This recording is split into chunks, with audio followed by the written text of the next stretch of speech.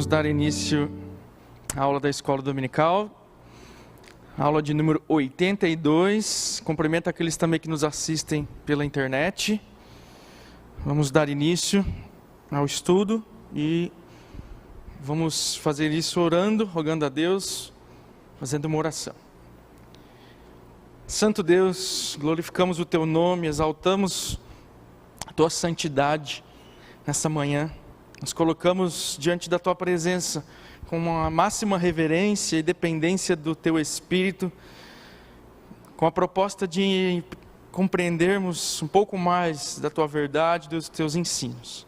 Somos incapazes, tanto de ministrar como de aprender os mistérios da Tua verdade, os Teus desígnios, a Tua doutrina.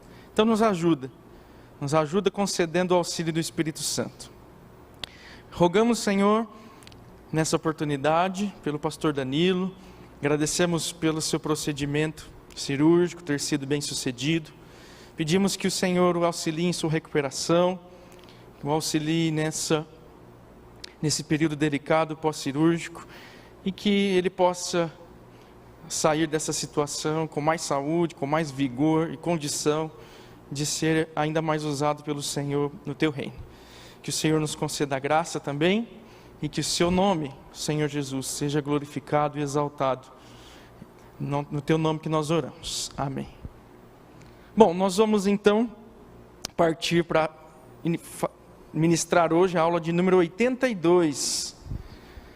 Tendo superado então as aulas sobre a doutrina da segurança da salvação, da perseverança dos santos, foram 8 ou 7 aulas, se não me engano, de fundamentação bíblica a respeito da segurança da salvação, da perseverança dos santos.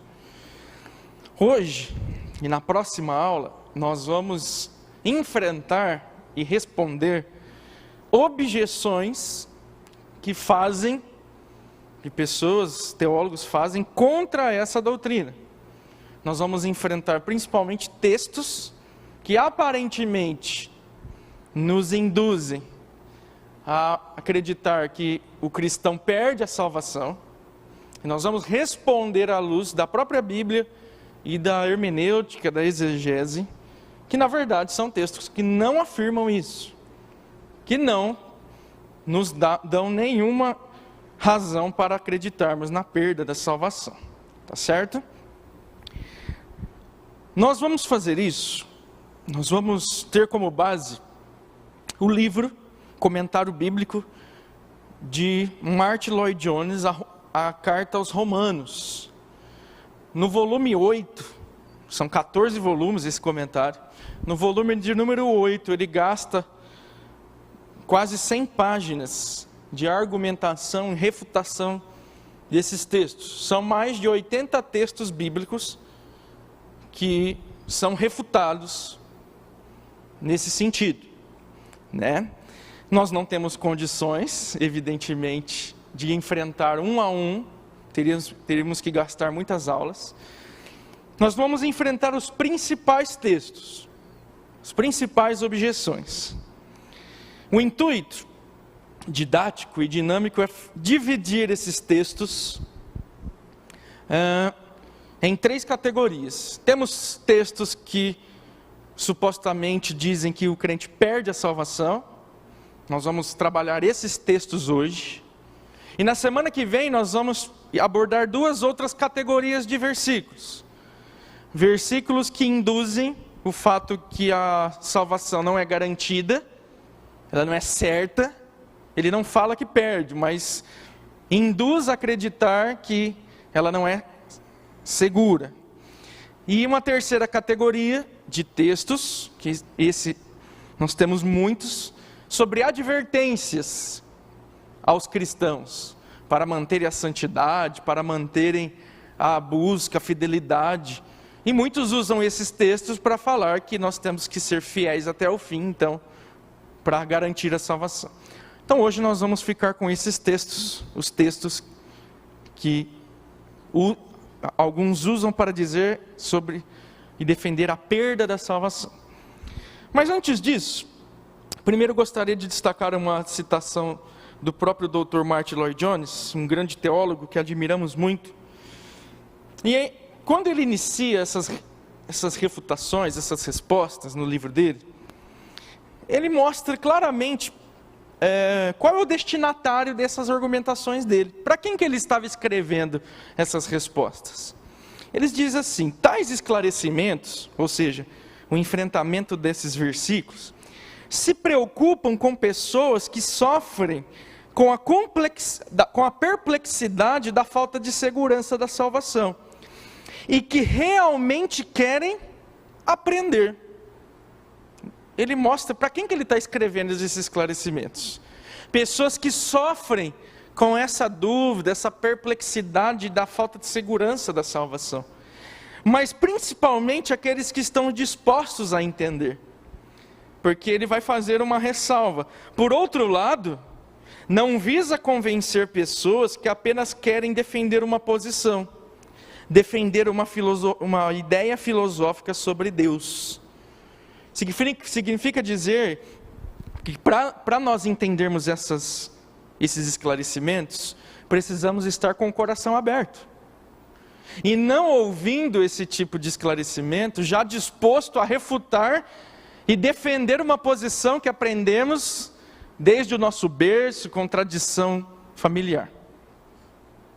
Que estejamos então abertos a entender esses esclarecimentos. Antes ainda de entrar propriamente nos versículos, nas refutações hermenêuticas e de exegese, aqueles que não acreditam na segurança plena e absoluta da salvação, da perseverança dos santos, eles apresentam um argumento filosófico contra essa doutrina. E eles dizem assim: aqueles que ensinam a perseverança dos santos, eles levam as pessoas a terem um cristianismo muito leviano, muito negligente. Levam as pessoas a descansarem muito na segurança da salvação. E essas pessoas acabam conduzindo suas vidas de forma pecaminosa, carnal e mundana. Como se fosse, destacando aquela frase, né? Uma vez salvo, salvo para sempre. Isso é muito perigoso. Veja, esse é um argumento que ele tem um erro, e ele tem um equívoco lógico, na parte da lógica. E na lógica, no estudo dos argumentos, nós chamamos isso de falácia da causalidade. Você pega um problema, que é a carnalidade, que é o mundanismo, é a negligência, sim, eles existem, estão no cenário evangélico, e você pega esse problema e você acha uma causa que na verdade não é a causa verdadeira daquele problema. Por que eu digo isso? Não é verdade que a negligência, o mundanismo, a carnalidade também não faz parte da realidade de igrejas e movimentos que não acreditam na perseverança dos santos? Pessoas que vivem um cristianismo, acreditando que perdem a salvação num dia e ganham no outro. Perde, ganha, perde, ganha. Nesse contexto, também não existem pessoas que são negligentes, que são carnais, crentes enganados, que também se desviam, que também são levados a essa negligência. Isso significa dizer que a causa desse problema não está necessariamente na doutrina da perseverança dos santos, ou na doutrina da perda da salvação. O problema é outro. O problema desse cristianismo leviano e falso, que blasfema o nome de Deus, está em outra posição, a causa está em outra questão do ensino. E eu dou aqui a minha análise, faço aqui o meu comentário sobre isso. E isso está muito mais ligado a uma pregação defeituosa do Evangelho. Porque você vai em algumas igrejas e elas declaram que as pessoas são salvas da seguinte maneira: quem aí aceita Jesus? Levanta a mão. Aí levanta lá 3, 4. Vem aqui na frente. Faça a seguinte oração comigo, repete o que eu vou te falar. E se você dizer exatamente, nós vamos te declarar salvo. Que é a oração do pecador. Você vai ser batizado. E semana que vem você já está pregando. Então é um tipo de conversão leviana, falsa. Não tem a pregação, a explicação, não leva as pessoas ao arrependimento primeiro, convicção do pecado, a convicção da depravação total, para posteriormente mostrar que Cristo é essa solução, que há necessidade então de depositar fé em Cristo, uma convicção intelectual, porque a fé vem pelo ouvir, pela compreensão da mensagem. E posteriormente, com os frutos, batizar essa pessoa, integrar ela na membresia, enfim, e os próximos passos da fé. Então, como é meio difícil explicar essas pessoas, né? E os casos de pessoas que eram pregadores, eram homens de Deus, eram profetas, eles pareciam ser crentes, mas de repente eles desviam e quase viram demônios, de tão graves os pecados deles. Como explicar essa dualidade, né? Um passado profético e ungido, e agora um desviado e endemoniado. A gente explica o seguinte: ele perdeu a salvação. É mais fácil do que dizer, ele nunca foi salvo. Está aí o erro. O problema não está na perseverança dos santos, a doutrina não deixa de ser bíblica. O problema está na forma como as pessoas são declaradas salvas, de maneira leviana. Então elas se desviam, porque nunca foram, e as pessoas colocam então culpa na doutrina da segurança. Não, ela perdeu a salvação. Meus irmãos, engano, ela nunca foi salva. Então é um argumento fora de lógica, e não tira a legitimidade bíblica da segurança da salvação, dizer que pregar isso leva as pessoas ao pecado e à negligência. O pecado e a negligência está no coração do homem, está no coração do ser humano. Vamos então à parte então da interpretação bíblica dos textos. E aí vou trazer uma introdução importante para você entender.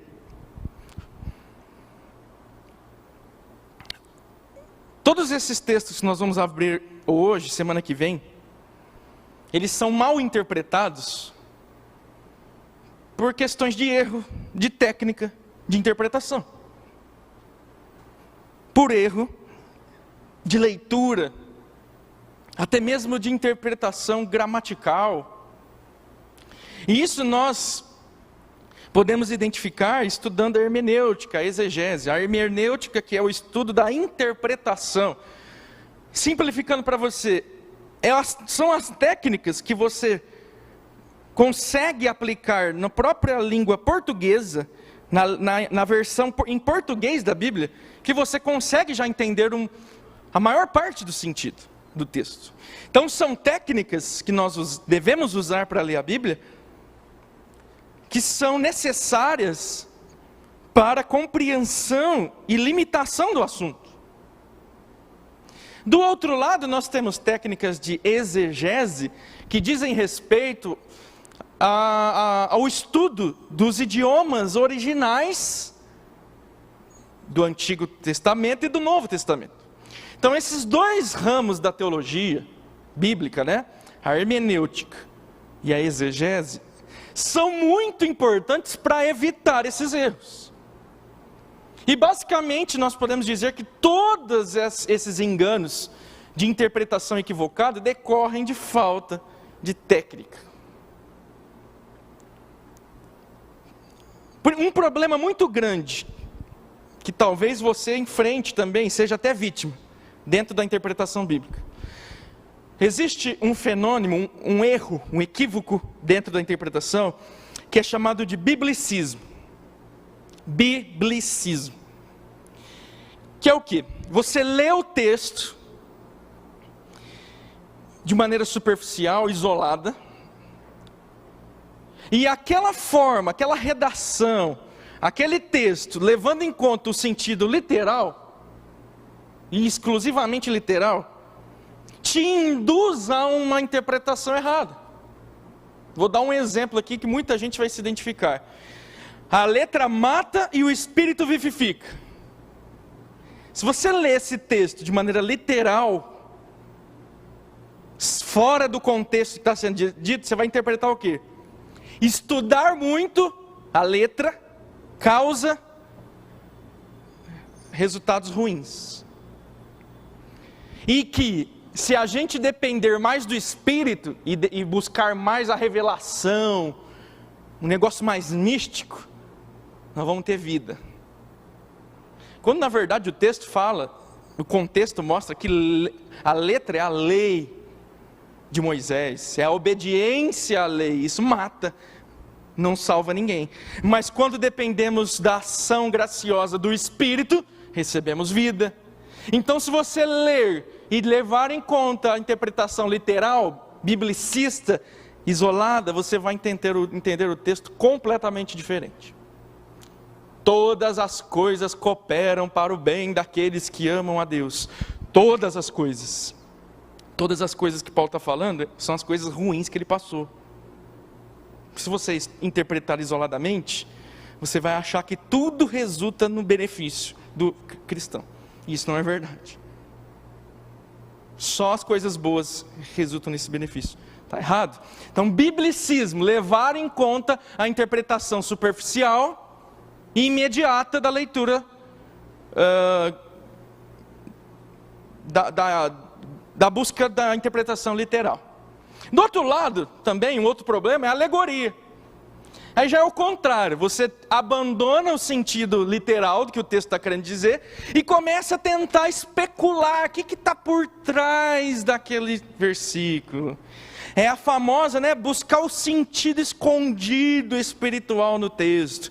Você ignora o literal, você ignora o sentido imediato e vai buscar o sentido por trás.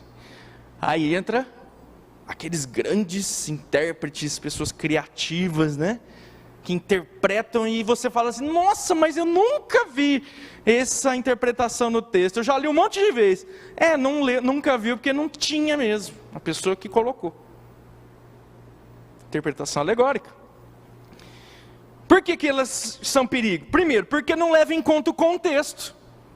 Existe um contexto próximo, versos anteriores, versos posteriores. Existe um contexto médio ou mediato, que é o quê? A intenção do autor ao escrever aquele livro. Qual é o fato que gerou a escrita daquele livro? Por que ele escreveu? É um contexto mediato, você tem que levar em consideração. E existe um contexto distante, geral, ou seja, você tem que levar em conta a interpretação de outros textos da Bíblia para interpretar aquele texto. Questão de contexto é muito importante. Outra questão, estilo literário.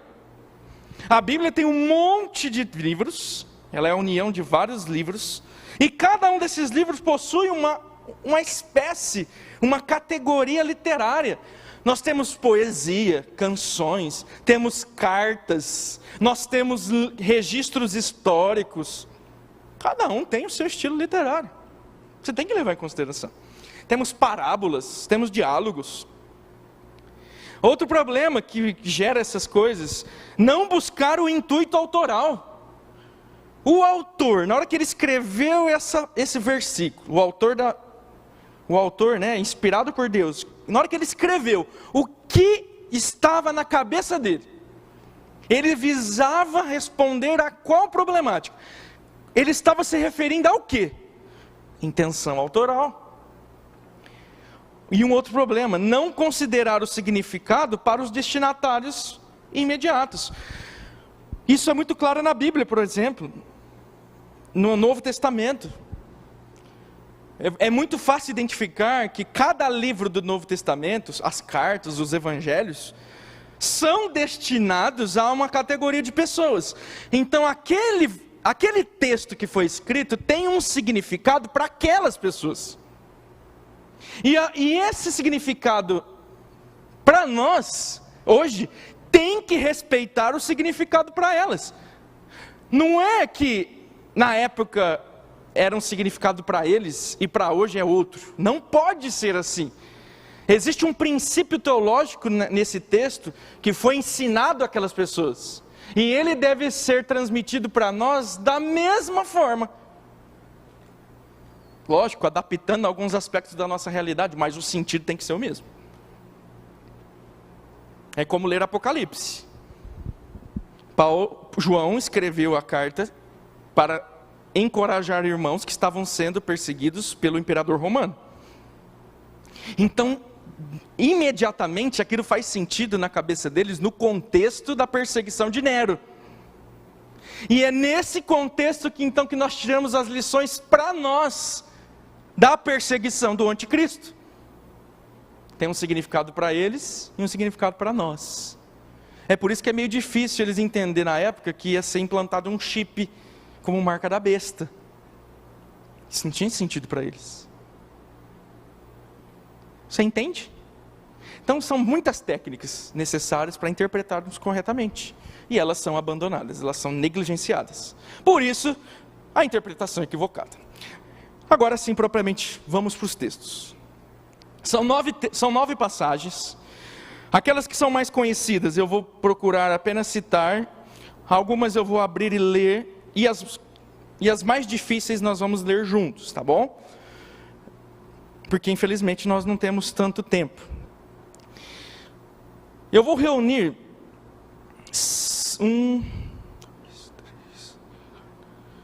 4 textos de uma vez. É o problema das parábolas, né? Muitas pessoas tiram das parábolas de Jesus o argumento de que o crente perde a salvação. É muito comum isso acontecer. São os textos mais distorcidos. Não é só essa heresia da perda da salvação, mas outras heresias são tiradas de textos de parábola. E a parábola, ela é um estilo literário próprio. A parábola, por exemplo, é um recurso retórico. É um recurso para facilitar a explicação de alguma coisa. Como? Fazendo uma comparação, uma analogia. Então existe uma ideia central. Jesus está em alguma circunstância, ele foi demandado de alguma forma, uma pergunta, uma perseguição, uma crítica, um sermão, e ali dentro desse contexto ele recebe uma demanda, e para responder essa demanda ele usa uma parábola. Então, para você entender a parábola, em primeiro lugar, você tem que saber por que Jesus contou. E ao contar a parábola, ele vai trazer uma resposta central, uma ideia só. É como você faz ao contar uma fábula para o seu filho. Tem uma lição de moral no final. Eu não estou falando que parábola é fábula, tá bom? Tá bom, gente? Mas é como se usa o recurso da fábula. No final nós temos uma lição de moral central. É o que Jesus fazia. Ele contava a parábola para responder aquela demanda específica. E então ele ensinava uma lição central daquela história, daquela comparação. Agora, se você pega essa lição e começa a investigar ela, sem levar em conta a demanda, porque que ela foi dita, e começa nos detalhes, nas questões periféricas, né, da história, começar a tirar ensinos, aí você começa a criar heresias. Muitas heresias, alegóricas, por exemplo. Alegorias, o sentido por trás do texto. Então há necessidade de muita técnica e estudo para nós tirarmos lições das parábolas. Por exemplo, a primeira, a parábola do semeador. Muitos dizem, qual Jesus contar aquela parábola, uma caiu pelo caminho, uma caiu entre os espinhos, a semente semeada, a outra semente semeada caiu no meio da rocha. E esse que caiu no meio da rocha, ele floresceu, cresceu, mas por causa da superficialidade do terreno, da rocha, não criou raízes. E aí veio o sol, queimou aquela planta e ela morreu. Está vendo?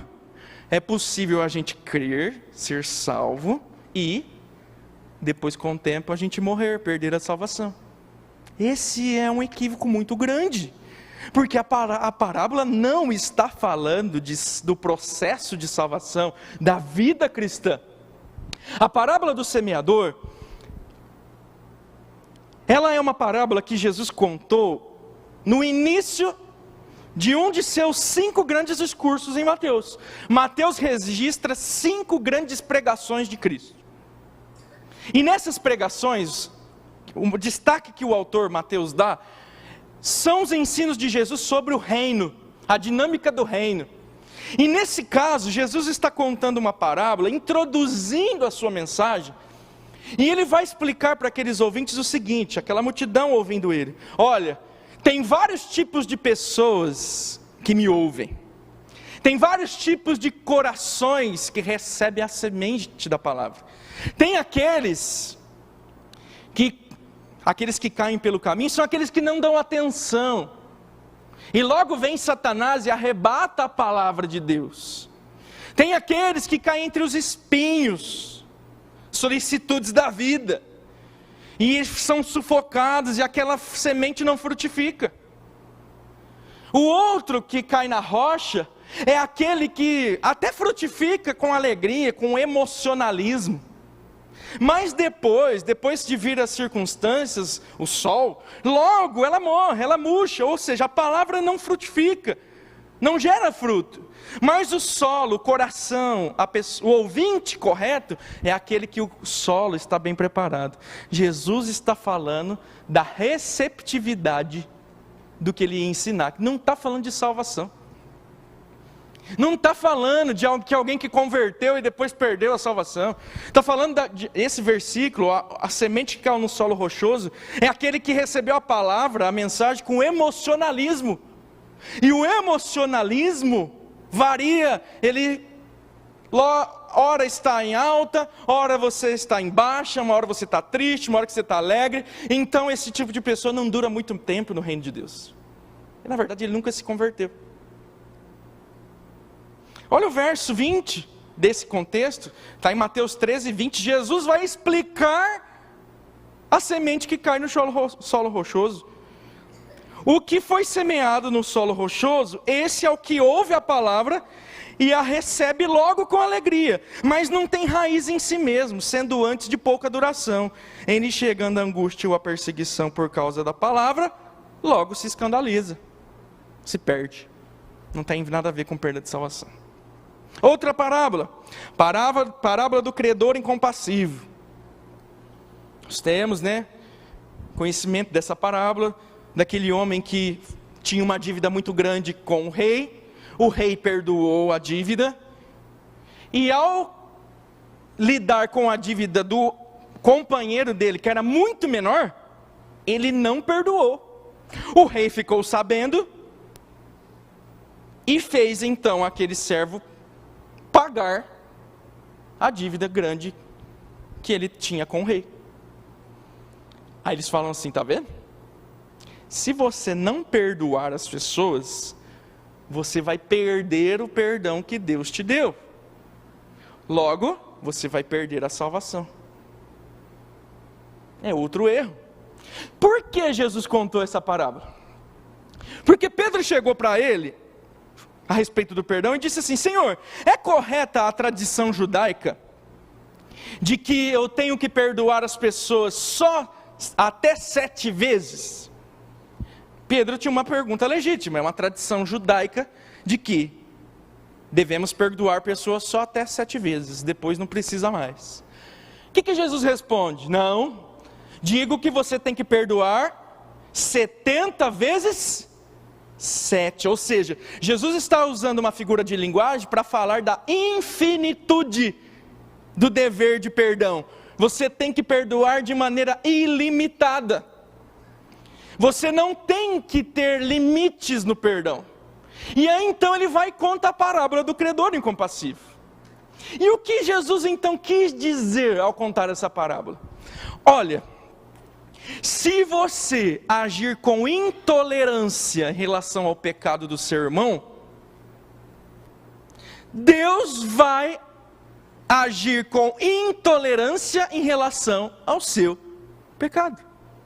Se você trata o seu irmão e confere perdão limitado, você é uma pessoa que não admite desaforo e trata com intolerância o pequeno pecado do seu irmão contra você, você vai esperar que Deus olhe para a infinitude do seu pecado e te trate com intolerância. Isso é injusto diante de Deus.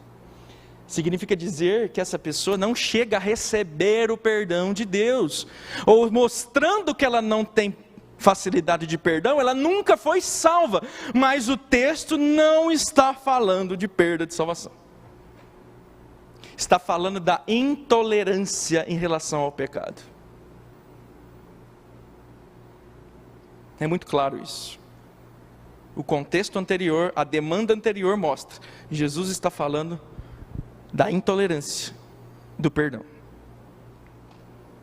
Outra parábola das 10 virgens. Haviam 5 virgens prudentes, 5 virgens nécias, e todas estavam aguardando a cerimônia de casamento.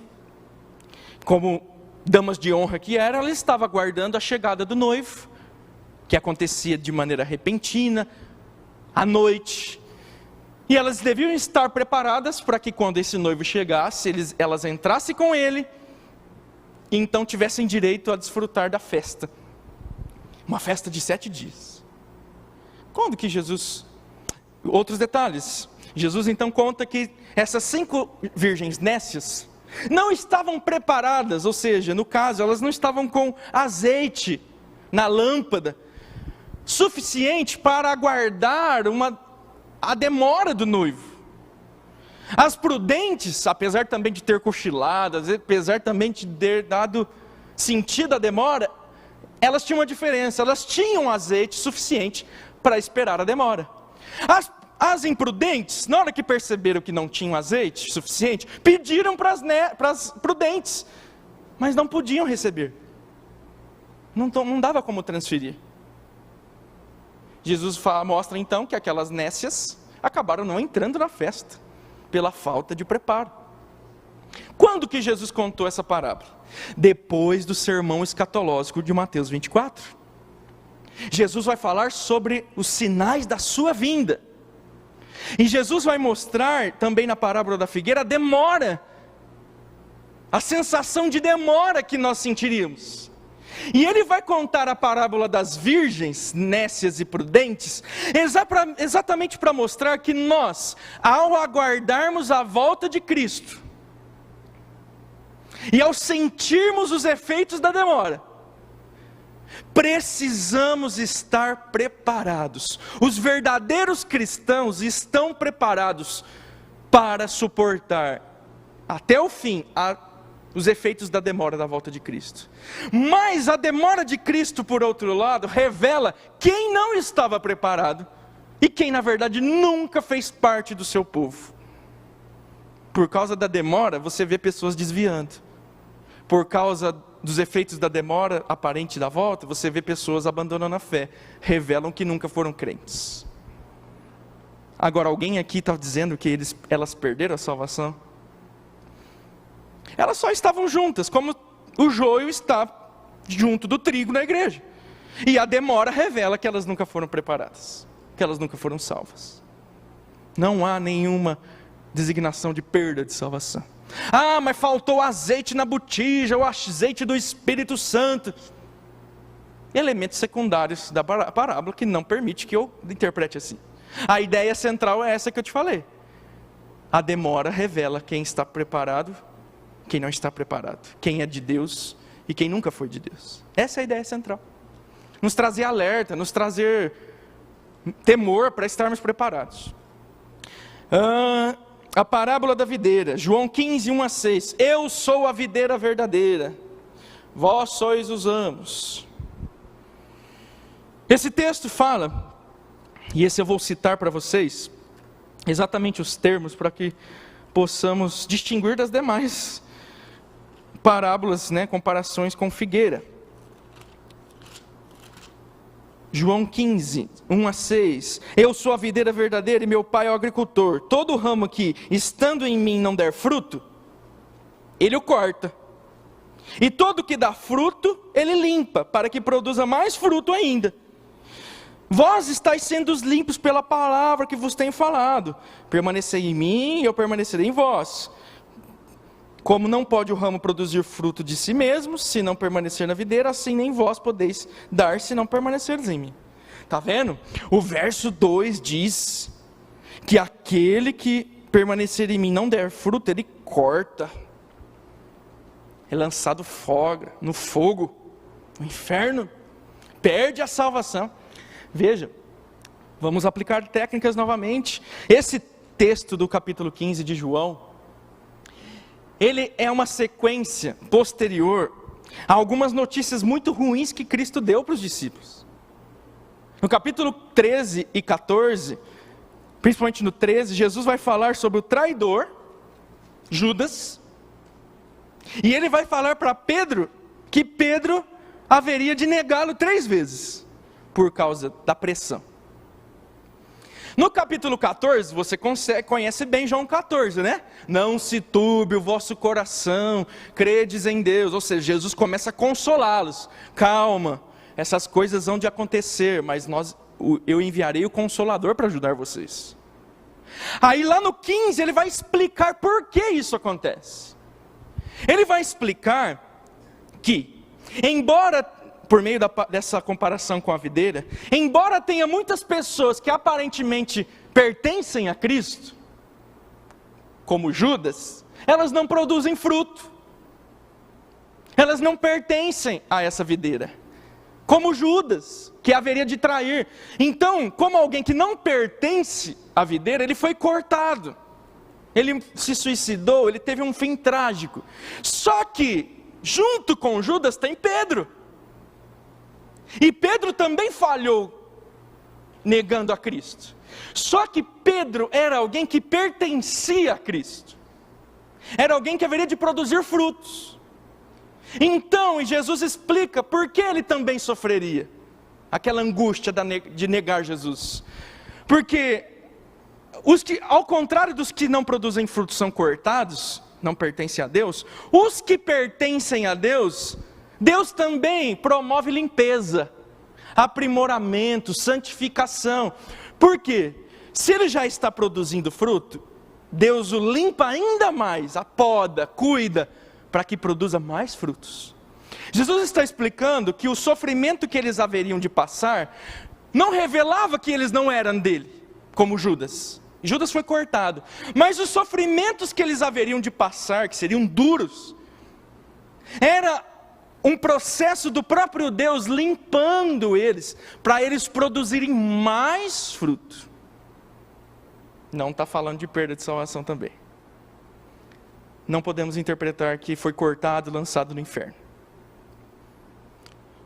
O que não produz fruto é aquele que realmente nunca pertenceu, e por isso foi condenado.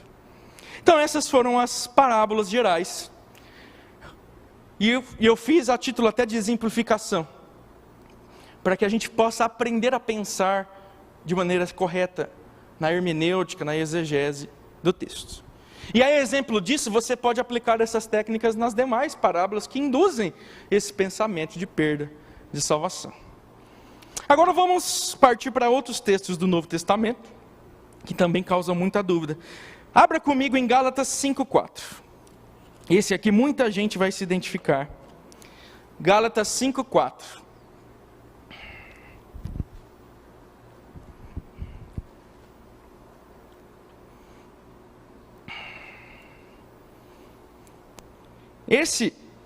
Há um erro de interpretação desse texto muito grosseiro. Porque a explicação do significado da expressão polêmica está no próprio versículo.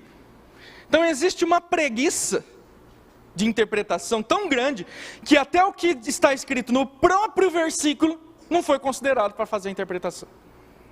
Gálatas 5:4. Porque de Cristo vos desligastes, vós que procurais justificar-vos na lei. Agora vem a expressão que causa dúvida em alguns: da graça decaíste. Quem nunca ouviu essa expressão? Caiu da graça, não tem mais jeito, pecado de morte, caiu da graça, perdeu a chance. Eles tiram essa ideia, essa heresia, dessa expressão, da graça decaíste. Mas o contexto explica muito bem. Olha o próprio verso 4. De Cristo vos desligastes, vós que procurais justificar-vos na lei.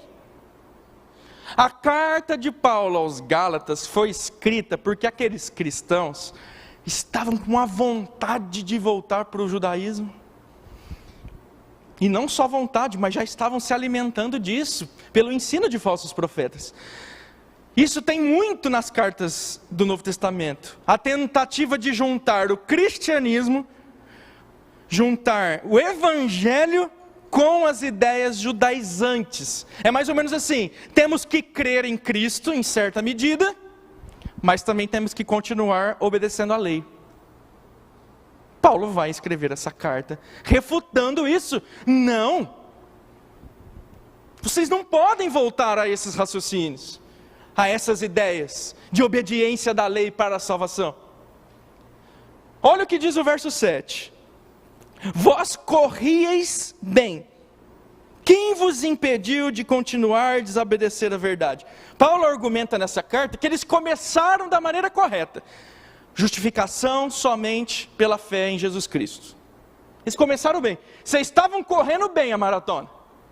Mas quem foi que mandou vocês voltarem para a prática e obediência da lei para a salvação? Quem ensinou isso a vocês? Ele estava falando dele mesmo. Eu não falei para vocês fazerem isso. Era para vocês continuarem seguindo somente a justificação pela fé, salvação pela graça. Mas agora vocês querem voltar à obediência da lei. É aí que entra o verso 4. Vocês estão se desligando de Cristo. Vocês estão saindo da dependência única e exclusiva do sacrifício de Cristo. E agora vocês estão tentando se justificar novamente pela lei. E se a salvação em Cristo é pela graça, e vocês estão abandonando Cristo, vocês estão decaindo da graça. Vocês estão abandonando a salvação pela graça. Vocês estão querendo salvação por obra de novo. Não está falando nada da possibilidade de alguém perder a salvação. Está falando de alguém que quer ser salvo por obras. Na verdade, aqueles que creem que tem que perseverar até o fim para ser salvo, e consideram a perda da salvação uma possibilidade, na verdade estão caindo nesse exato erro, tentando se justificar pela obediência, e estão decaindo da graça. Está caindo da graça porque está querendo ser salvo pelas obras. Veja o perigo desses erros de interpretação. Outro texto, abra também, 1 João 5,16. 1 João 5, esse aqui eu sei que muitos têm dúvida também. Muitos ficam com medo e de certa forma tiveram uma lavagem cerebral em relação a essa interpretação. 1 João, primeira carta de João, capítulo 5, verso 16. Diz assim, eu vou ler de maneira isolada e você vai lembrar dessa interpretação. Se alguém vir a seu irmão cometer pecado não para a morte, pedirá e Deus lhe dará vida. Aos que não pecam para a morte, há pecado para a morte, e para esse não digo que rogue. Vixe, ai meu Deus, será que eu já cometi um pecado para a morte? E aí quem interpreta essa questão, né, de pecado para a morte, já vai relacionar o pecado para a morte com imoralidade sexual. Se você cometeu alguma imoralidade sexual, traição, adultério e todas as outras espécies, você não tem mais perdão. é pecado para a morte, acabou. Você não tem chance mais. Não adianta orar, que Deus não vai te perdoar. Você caiu da graça, tem que ser retirado do meio de nós. Essa pessoa que ouve isso, ela sai da igreja e ela absorve, e ela recebe um trauma tão grande, que dificilmente ela consegue entender, a não ser pelo agir do Espírito Santo, ela tem dificuldade de entender o perdão. Ela não se sente mais perdoada. Porque ela caiu, sim, ela pecou, ela confessa, mas alguém ensinou para ela um dia que aquele perdão não teria mais, aquele pecado não teria mais perdão. E ela acreditou naquilo, porque é um pecado de morte, e agora já era. Eu não tenho mais solução. É muito lamentável nós vermos essas situações. E sabe por quê? Por causa de um erro de interpretação. Colocando uma verdade que não está no texto. Vamos tentar interpretar? Essa é uma das cartas mais complexas, tá? A complexidade do raciocínio, do contexto é grande. Demanda de nós esforço. Antes de sairmos inserindo significados. A primeira carta de João, preste muita atenção, ela foi escrita para combater também uma heresia. Paulo muitas vezes enfrenta o judaísmo, questões judaizantes, obedecer à lei. João vai enfrentar aqui um pensamento grego, a filosofia grega. Esse pensamento que esses irmãos estavam aderindo, se chamava docetismo. É uma vertente de pensamento grego, que depois veio a ser e se consolidar como gnosticismo. Mas aqui ainda não era o gnosticismo, era um embrião, o docetismo. O que essas pessoas acreditavam? Uma ideia simples dele, já falamos várias vezes aqui do púlpito. Tudo que é material é ruim. Tudo que é espiritual, metafísico, não material, é bom. Pela sua essência, não importa. O que é físico, palpável, é ruim. O que é espiritual, metafísico, não material, está no campo das ideias, é bom. Diante disso, temos 3 conclusões dentro do cristianismo. Se você traz essa ideia para dentro do cristianismo e tenta pensar assim, você vai chegar em 3 conclusões. Primeiro, não é possível ter Jesus vindo em forma humana. Ele não se encarnou. Aquilo lá era uma imagem de Cristo, era uma projeção de Cristo. Eles falavam isso. Jesus não veio em carne. Segunda conclusão, eu não preciso me importar com as necessidades físicas dos meus irmãos, porque tudo que é físico é ruim, e isso aí a gente ignora, a gente deixa de lado. Então se ele está passando fome, se ele está doente, a gente não precisa atender essas necessidades, a gente não precisa amar ele dessa forma. Terceira conclusão, já que tudo que é material é ruim e espiritual é bom, eu posso continuar fazendo o que eu quiser com o corpo, que não vai ter interferência na minha vida espiritual, porque o meu espírito vai estar intacto, ele é bom, então eu posso fazer o que eu quiser, eu posso pecar, posso cometer imoralidade, posso fazer qualquer coisa.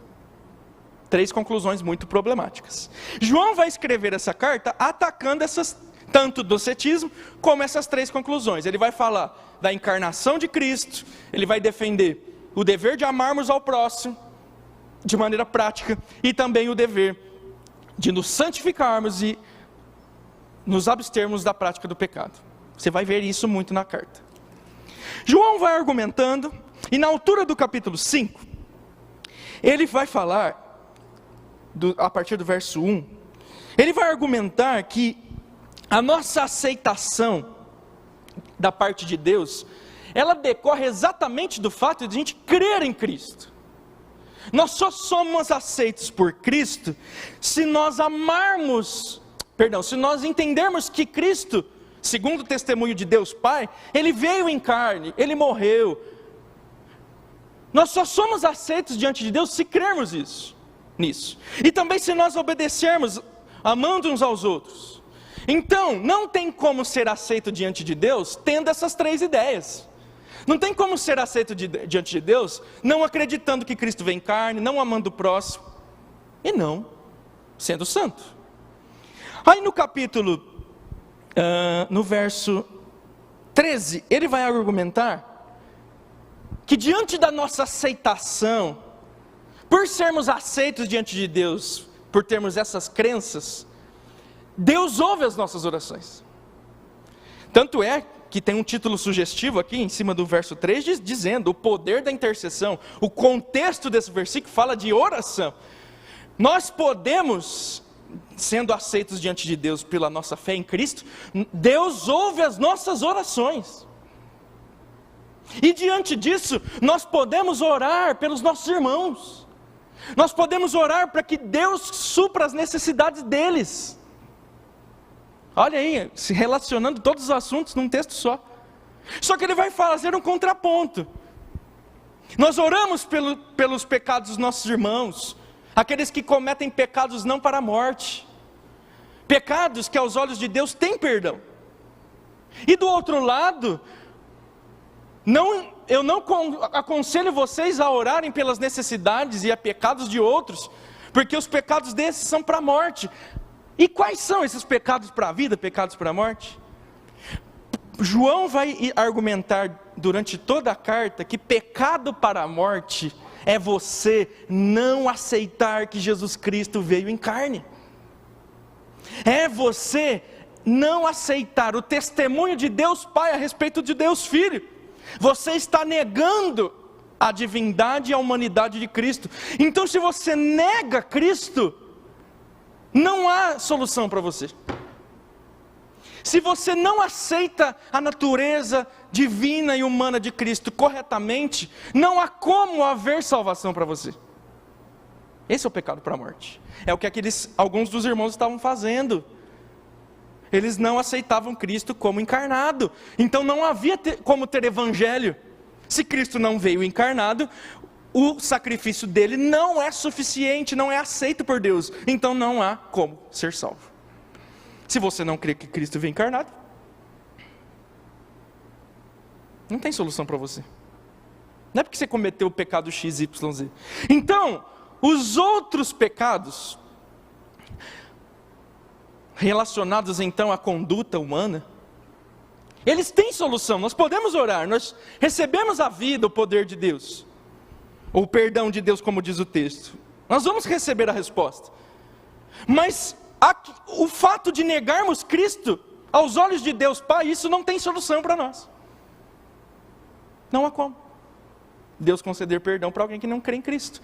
É o mesmo raciocínio lá daquela ocasião de Jesus com os fariseus. A blasfêmia contra o Espírito Santo é a mesma coisa, é a negação do Evangelho, do sacrifício de Cristo, da obra do Espírito Santo para a salvação.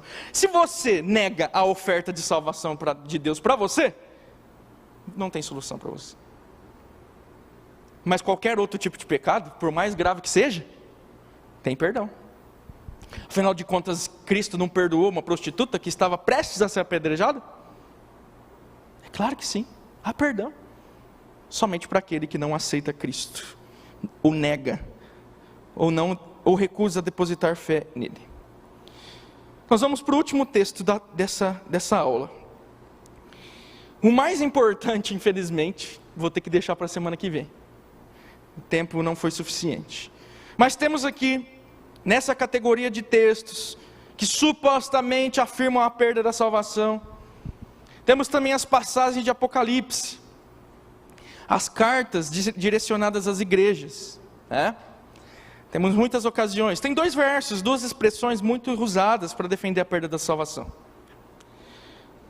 Uma delas é a expressão direcionada a Éfeso, a igreja de Éfeso, capítulo 2, verso 5. Removerei de ti o meu candeeiro. Muitos dizem, está vendo? Se nós não voltarmos para o primeiro amor, Deus vai tirar o Espírito de nós. Vamos perder o Espírito Santo, o candeeiro. Outra expressão, capítulo 3, versos 15 e 16, direcionada a Laodiceia. Porque não és nem quente nem frio, vomitar-te-ei da minha boca. Ah, tá vendo? Se a gente não for fiel, aí tem até um adendo, né? Se a gente não for quente, fervoroso, Deus vai nos vomitar da boca dele, nós vamos ser expulsos do reino de Deus, vamos perder a salvação. Será? Será que é isso que ele está querendo dizer? Será que é isso que estava na intenção autoral do próprio Senhor Jesus? Se nós levarmos em conta o contexto do próprio Apocalipse, isso não é verdade. Contexto. Essa carta foi escrita, ou essas cartas foram escritas, e todo o Apocalipse foi escrito, para estimular a fidelidade daqueles irmãos. Vocês vão sofrer perseguição. E Nero está aí, está perseguindo vocês, e vai ficar muito difícil. Nesse período aqui, não foi nem o auge da perseguição. O auge da perseguição foram nos próximos 200 anos depois dessa carta.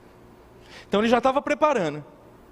A perseguição vai ser muito grande. Vão se levantar pessoas, falsos profetas, e tudo que nós vemos no Apocalipse. E tudo isso vai convergir em quê? Perseguição muito grave contra vocês.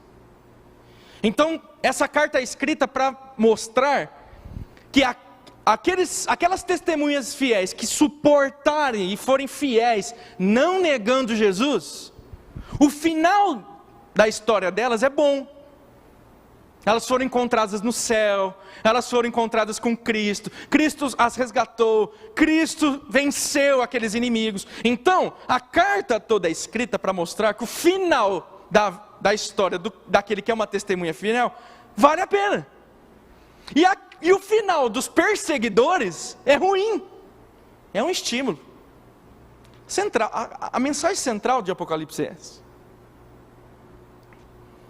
E quando ele vai falar e se dirigir às 7 cartas, às 7 igrejas da Ásia, naquelas cartas no começo do livro, ele vai tratar de alguns assuntos de cada igreja que impediam eles de ser testemunhas fiéis. Cada uma daquelas igrejas recebeu recomendações, recebeu exortações, consolo. Vários tipos de mensagem foram entregues. Para quê? Para que no final eles recebessem a coroa. É o que está no final de cada mensagem. No final, aquele que cumprir isso receberá a coroa.